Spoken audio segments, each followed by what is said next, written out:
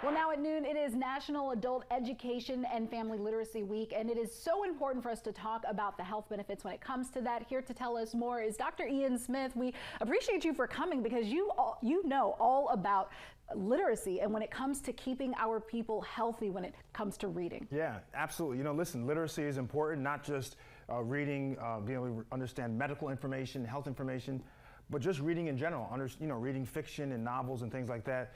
It really exercises and stimulates your brain to form neuronal pathways that increase your memory, and it keeps you younger, it keeps your brain younger.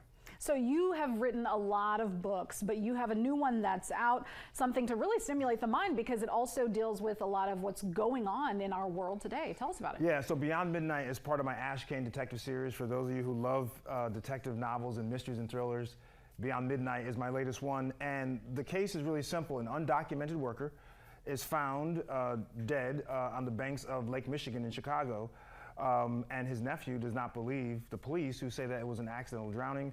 So he goes to our private investigator, Ash Kane, who's the main character, and says, hey, my uncle was afraid of water, didn't know how to swim, there's no way he'd be near Lake Michigan. And Ash Kane takes the case, and we go through the streets of Chicago understanding what happened to this poor guy.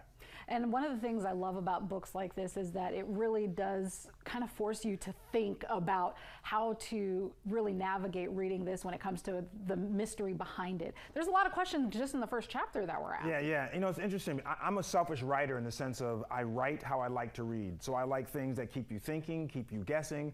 I like twists and turns. I like fast pace.